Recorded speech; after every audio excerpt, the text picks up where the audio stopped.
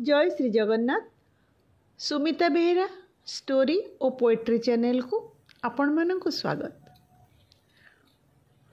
मनोज्ञ मनोज गल्पमाला से कहानीटीए शेष बसंतर चिठी जो थी कि लेखकंकर संवेदनशील मन गोटे अबोध सरल मातृहरा निरीहा बालिका प्रति किपरि उद्वेलित हो उठी से विषय आम जापर।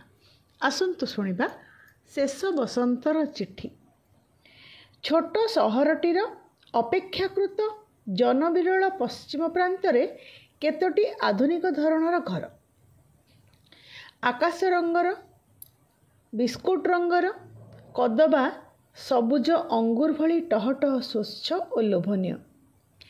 एई कॉलोनीर शेष प्रांतरे जो दुई महला घरटी सजत्न वर्धित फलपुष्पर गछलता गहनरू सेटा दूर को देखा जाए गोटे नीड़ भली। नीड़ भितरू जेमिति विहंग शावकटीए आखि तोड़ी अनाए, ठीक सेमिति दुई तलर बारंदारे केतोटी पत्रपुष्पच्छल टप भितरू टिकी झीटीए रेलिंग उपरे भरा दे अनै रही थाए राजपथर दृश्यमान सीमा पर्यंत। से पथरे दैनिक जाए केते जानवाहन केते किसमर, किंतु टिकी झीटीर निर्मिनेश दृष्टि को निमिषक पाई मध्य सेमानंकर तैलाक्त गतिशील द्युति चमकाई दे पारे नाही।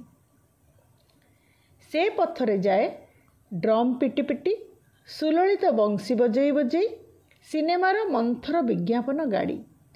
दैनिक 10:30 दुईटी साइकेल रे लगालगी होई कौनसी ऑफिस उद्देश्य रे युवकटीए युवतीटीए जाऊँ जाऊँ जेपरी आचरण करुथांती जे सेथिरे तले फाटक आगे टूल पकाई बसी निश आउंसा आउंसी करी महाकाल अतिक्रम करी चलीथिबा दरुआनटी कृत्रिम भाव रे कासी उठे। कदाचित फेरीवाला किशोरटीए हुइसिल मारी दिए। से पथरे पुणी जड़े जटाजुटधारी विभूति विमंडित निरासक्त पुरुष वशीकरण ग्रहशांति इत्यादिर स्वप्नलब्ध अव्यर्थ कवच चेरमूली इत्यादि धरी विदग्ध मानवतार सेवार्थे प्रायशः जीवा आसिबा करती। टिकी झीटीर सुदूर प्रसारी दृष्टि किंतु केउथिरे हेले चहली जाए नहीं। पथर विपरीत दिगरे अदूरर जो क्षुद्र होटेलर दुई महलारे एकमात्र कोठरीटी भड़ा नहीं मु रही थाए सेठारु सेई टिकी झीटी को दीर्घ समय धरी अवलोकन करिबा मोर निसंग जीवनर एक प्रीतिकर अभ्यास रे परिणत हो जाइथिला। सरकारी कॉलेज रु अवसर ग्रहण करिबा परे ही मु सेठाकू संप्रति एक प्राइवेट सांध्य कॉलेज रो अध्यापक रूपे नियुक्ति पाई आसीथिली। लैंगलैंड टू एलियट पर्यंत बहु प्रस्तुति जीवनव्यापी करिछि। अतएव मध्य मध्य पिलांकर खाता संशोधन करने छड़ा एणिकी पढ़ापढ़ी करिवार आउ किछि करिवार प्रवृत्ति नथिला। दिवसव्यापी अनेक अलस मुहूर्त धरी मु मो कोठरीर बातायन भितरु झीटीको अनाई रहुतिली। मध्य मध्य परिवार परिचारिका भली बोध होउथबा जड़े महिला आसी ताकू सस्नेह भितर को डाकी नेउथिले, किंतु सकाळ प्राय 8टा परे ओ उपरोली 3टा परे झीटी प्रतिथर 2-3 घंटा लेखाएं सेठी जेपरी निश्चल निश्चल होई रहिथिबो। सेथिपई किए जेपरी ताको मंत्रमोहित करि देइतिला। थरे थरे तार एई एकांत कमनीय बदनटी को टिकिए अधिक निरीक्षण करिबा देखिबा निमसे मोर इच्छा प्रबल हेले मु मोर कोठरी सम्मुखर क्षुद्र बारंदा को बाहरी आसुतिली। झीटी मो आड़ को मध्य मध्य अनौ थाए। दूरत्व तथा मोर वार्धक्य पीड़ित दृष्टि मलिनता सत्वे मु देखुतिली, बरम कहा जाई पारे जे अनुभव करुथिली झीटीर नयन जुगल बड्ड उदास। तथापि से औदास्य तले चापी होई रहिथिला जो स्वाभाविक स्मृतिर स्फुलिंग ताहा थरे थरे जेमिति तार परिपार्श्व को झलसाई दउथला।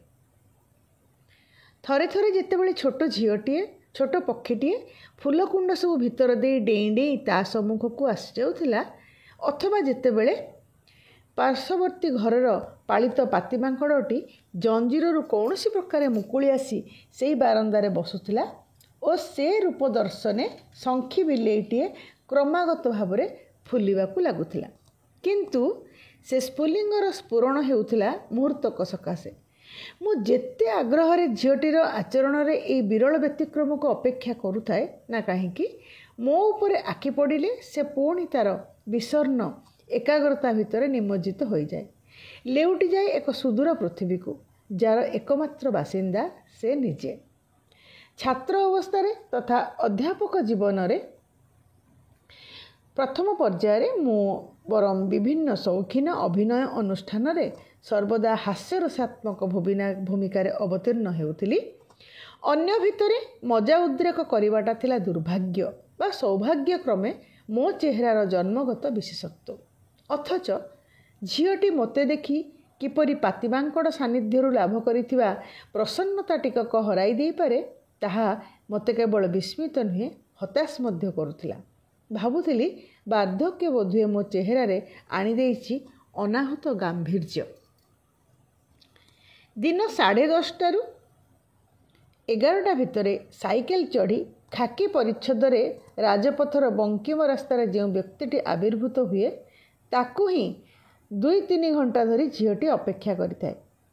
ପୋଷ୍ଟମ୍ୟାନ୍ଟି ବିଭିନ୍ନ ଘର ଆଗରେ 2 ଚକ୍ରରୁ ଅବତରଣ କରି ଚିଠି ବଣ୍ଟାବଣ୍ଟି କରି ଯେତେବେଳେ ସେଇ 2 ମହଲା ପାଖକୁ ଆସେ, ସେତେବେଳେ ଝିଅଟି ପ୍ରାୟ ଶ୍ୱାସରୁଦ୍ଧ ଉତ୍କଣ୍ଠା ନେଇ ବାରନ୍ଦାର ଲୁହାବାଡ଼ ଉପରୁ ଝୁଲି ପଡ଼ି ପ୍ରଶ୍ନ କରେ, ମୋ ପାଇଁ ଚିଠି ଅଛି? ମୋ ନାମ ରୀନା। ପୋଷ୍ଟମ୍ୟାନ୍ଟି ଈଷତ୍ ହସି ନାସ୍ତିସୂଚକ ହାତ ହଲେଇ ଚାଲିଯାଏ। ତାପରେ ଯେଉଁ ଦୀର୍ଘ ନିଶ୍ୱାସ ଛାଡ଼ି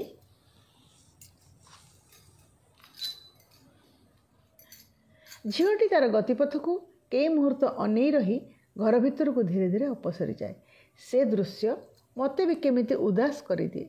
ଯଦିଓ ଟିକି ଝିଅଟି କାହାଠୁ ଚିଠିର ଅପେକ୍ଷା କରି ରହିଛି, ସେ ବିଷୟରେ ମୁଁ କିଛି ହିଁ ଜାଣେନା। ସେ ଭିତରକୁ ଚାଲିଯିବାକୁ ଉଦ୍ୟତ ହେଲେ ମୁଁ ବି ମୋର କୋଠରୀ ଭିତରକୁ ଚାଲି ଆସୁଥିଲି। ଉତ୍କଣ୍ଠିତ ପ୍ରତୀକ୍ଷା, ଅବଶେଷରେ ହତାଶ ଦୀର୍ଘଶ୍ୱାସର ଏକ ହିଁ ଦୃଶ୍ୟ ପୁନରାୟ ଅପରାହ୍ନରେ ଦେଖିବାକୁ ପଡ଼ୁଥିଲା। ପ୍ରାୟ 3ଟା ବେଳକୁ ଝିଅଟି ଆସି ଛିଡ଼ା ହୋଇ ରହୁଥିଲା। 4:30 ବେଳକୁ ପୋଷ୍ଟମ୍ୟାନ୍ ସେ ଅଞ୍ଚଳ ପରିକ୍ରମା ଶେଷ କରି ଚାଲିଯିବା ପରେ ସେ ଘର ଭିତରକୁ ପଶି ଯାଉଥିଲା, ଆଉ ମୁଁ ବି ଚାଲି ଆସୁଥିଲି। ହଁ, ବାରନ୍ଦାରେ ଦୀର୍ଘ ସମୟ ଛିଡ଼ା ହୋଇ ରାଜପଥକୁ ଅନାଇବା ମୋର ବି କ୍ରମେ ଏକ ନିୟମିତ ଅଭ୍ୟାସରେ ପରିଣତ ହୋଇଯାଇଥିଲା। କହିବା ବାହୁଲ୍ୟ, ଚିଠି ପାଇଁ ମୋର ଅପେକ୍ଷା ନଥିଲା, ସେସବୁ ଆସୁଥିଲା କଲେଜ ଠିକଣାରେ। ଏଇ ଅଭ୍ୟାସ ପଛରେ ରହିଥିଲା ଟିକି ଝିଅଟିକୁ ବାରମ୍ବାର ଦେଖିବାର ସୁତୀବ୍ର ଆକାଂକ୍ଷା। ଝିଅଟି ମଧ୍ୟ କ୍ରମେ ଅଧିକରୁ ଅଧିକ ସମୟ ମୋ ଆଡ଼କୁ ଅନେଇ ରହିବାର ଅଭ୍ୟସ୍ତ ହୋଇପଡ଼ିଥିଲା। ଥରେ ଥରେ ମନେ ହେଉଥିଲା ଯେମିତି ସେ ମୋତେ କିଛି ପଚାରିବାକୁ ଚାହେଁ, ଅଥଚ ତା'ର ସହଜାତ ସମ୍ଭ୍ରମବୋଧ ତାକୁ ବାଧା ଦେଉଛି। ସେ ଯାହା ହେଉ, କ୍ରମେ ବୟସ ଓ ଅପରିଚୟର ସମସ୍ତ ବ୍ୟବଧାନ ସତ୍ତ୍ୱେ ଆମେ ଦୁହେଁ ପରସ୍ପର ଘନିଷ୍ଠ ହୋଇ ଉଠିଥିଲୁ ବୋଲି ମୋର ହୃଦ୍ବୋଧ ହେଉଥିଲା। ଆମ ଭିତରେ ଯେମିତି ଗଢ଼ି ଉଠୁଥିଲା ଏକ ନିର୍ବାକ୍ ମମତା ଓ ସହାନୁଭୂତିର ବନ୍ଧନ। ବେଶ କିଛିଦିନ ଏହିପରି ଗଡ଼ି ଚାଲିବା ଉତ୍ତାରୁ ଦିନକର ନିସ୍ତବ୍ଧ ଅପରାହ୍ନରେ ମୋର କୋଠରୀର ଦ୍ୱାର ସେପଟେ ଜଣେ କେହି ମୃଦୁ ସଂକେତ ଦେବାରୁ ମୁଁ କବାଟ ଖୋଲି ଦେଇ ଦେଖେ ତ ସେହି ସମ୍ମୁଖସ୍ଥ 2 ତଳ ହର୍ମ୍ୟର ଅତିକାୟ ଦାରୁଆଣଟି ସସଙ୍କୋଚେ ଦଣ୍ଡାୟମାନ। ତା ମୁହଁରେ ସପ୍ରଦିଭ ସ୍ମିତହସ ଦେଖି ମୁଁ ଅନୁଭବ କଲି ଲୋକଟିର ହିଂସ୍ର ଦର୍ଶନ ନିଶହଳକ ହିଁ ତା'ର ସମୁଦାୟ ଚରିତ୍ର ନୁହେଁ। ମୁଁ ତାକୁ ଭିତରକୁ ଡାକିନେଲି। ସେ ମୋ ହାତକୁ ଖଣ୍ଡିଏ ଲଫାପା ବଢ଼େଇ ଦେଲା। ତହିଁ ଉପରେ ଠିକଣା ଲେଖା ଥିଲା, ରୀନା, କେୟାର ଅଫ୍ ଇତ୍ୟାଦି। ମୁଁ ଜିଜ୍ଞାସୁ ନୟନରେ ଦରୱାନ ଆଡ଼କୁ ଅନେଇଲେ ସୁଦ୍ଧା ନୀରବ ସ୍ମିତହସ ବ୍ୟତିରେକ ଆଉ କିଛି ସାହାଯ୍ୟ ତାହାଠାରୁ ଆପାତତଃ ପାଇଲି ନାହିଁ। ଲଫାପାଟି ଖୋଲା ଥିଲା। ତହିଁ ମଧ୍ୟରୁ ନୀଳ ରଙ୍ଗର କାଗଜଟି ବାହାର କରି ଅଗତ୍ୟା ପଢ଼ିବାକୁ ଲାଗିଲି। ଛୋଟ ଚିଠିଟିଏ ଲେଖା ହୋଇଛି ଦୂରାନ୍ତରର ଏକ ହସ୍ପିଟାଲରୁ। ବୁଝିଲି ରୀନା ନିକଟକୁ ପ୍ରବାସରୁ ତା'ର ଜନନୀ ଲେଖିଛନ୍ତି। ରୀନା, ତୁ ଯଦି ମୋର ଏ ଚିଠି ଖଣ୍ଡିକ ପଢ଼ିପାରିବୁ, ତେବେ ମୋର ଲେଖି ଶିଖିଥିବା ସାର୍ଥକ ହେବ ବୋଲି ଜାଣିବି। ତୁ ମୋ ପାଇଁ କେତେ ମନ ଖରାପ କରିଥିବୁ। ଏଠାରେ ମୋତେ ଆଉ ବେଶୀ ଦିନ ରହିବାକୁ ପଡ଼ିବ ନାହିଁ ବୋଲି ଡାକ୍ତରମାନେ କହୁଛନ୍ତି।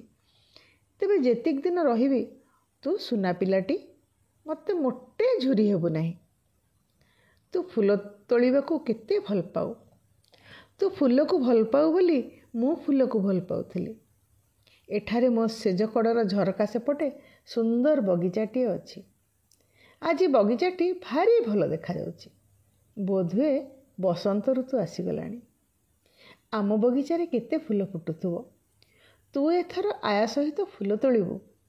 ଆଗାମୀ ବସନ୍ତ ବେଳକୁ ପୁଣି ମୁଁ କାଖରେ ଧରି ତତେ ବଗିଚା ଯାକ ବୁଲେଇବି। ଉଚ୍ଚ ଡାଳମାନଙ୍କୁ ହାତ ବଢ଼େଇ ତୁ ଫୁଲ ତୋଳିବୁ। ମୁଁ ସବୁବେଳେ ତୋ କଥା ଭାବୁଛି। ତୋର ଯେଉଁ କେତେ ଖଣ୍ଡି ଫଟୋ ମୋ ନିକଟରେ ଥିଲା ସେଗୁଡ଼ିକ ତ ସବୁବେଳେ ଦେଖୁଛି। କିନ୍ତୁ ତୋ ବାପା ଲେଖିଥିଲେ ତୁ କୁଆଡ଼େ ଅଭିମାନରେ ଆଉ ଫଟୋ ଉଠାଇବାକୁ ଦେଉନାହୁଁ। ସୁନା ପିଲାଟି, ତୋର ଆଉ କେତେ ଖଣ୍ଡି ନୂଆ ଫଟୋ ଯେମିତି ମୁଁ ଅତି ଶୀଘ୍ର ପାଏ। ବଦଳରେ ମୁଁ ତୋ ପାଖକୁ ପ୍ରତି 7 ଦିନରେ ଖଣ୍ଡିଏ ଖଣ୍ଡିଏ ଚିଠି ଲେଖୁଥିବି। ଅଭିମାନ କରିବୁ ନାହିଁ। ଚିଠିଟିର ତାରିଖରୁ ବୁଝିଲି ପ୍ରାୟ 3 ମାସ ତଳେ ଲେଖାଯାଇଛି। ପ୍ରତିଶ୍ରୁତି ଅନୁସାରେ ସେ ଚିଠିର ପରବର୍ତ୍ତୀ 11 ଖଣ୍ଡି ଚିଠିରୁ ଖଣ୍ଡିଏ ମଧ୍ୟ ଯେ ରୀନାର ହସ୍ତଗତ ହୋଇନାହିଁ ତାହାର ସାକ୍ଷୀ ମୁଁ ସ୍ୱୟଂ। ପଢ଼ିସାରି ଦରୁଆନ ମୁହଁକୁ ଅନେଇଲି। ସେହି ଦାନବ ଜାତୀୟ ମଣିଷଟିର ଆଖି ସେତେବେଳେ ଅଶ୍ରୁ ସଜଳ। ମୋର ବୁଝିବାକୁ ଅସୁବିଧା ହେଲା ନାହିଁ। ରୀନା ତା ଜନନୀଠାରୁ ଆଉ କେବେ ବି ଚିଠି ପାଇବ ନାହିଁ। ଡାକ୍ତରମାନେ ଠିକ୍ କହିଥିଲେ। ରୀନାର ଜନନୀକୁ ବେଶୀ ଦିନ ସେ ଆରୋଗ୍ୟ ନିକେତନରେ ରହିବାକୁ ପଡ଼ିନଥିଲା। ରୀନାର ପିତା ବିଭବଶାଳୀ ବ୍ୟବସାୟୀ, କିନ୍ତୁ ବିତଲବ୍ଧ ସମସ୍ତ ଆୟୋଜନ ଚିଠି ପାଇଁ ରୀନାର ବ୍ୟାକୁଳ ପ୍ରତୀକ୍ଷାକୁ ପ୍ରତିହତ କରିପାରି ନାହିଁ। ସବୁ ବୁଝିଲି, କିନ୍ତୁ ବୁଝିପାରିଲି ନାହିଁ ମୋ ପାଖକୁ ବା କାହିଁକି ସେ ଦାରୁଆଣଟି ଚିଠି ଖଣ୍ଡକ ନେଇ ଆସିଛି, କିଏ ପଠାଇଛି।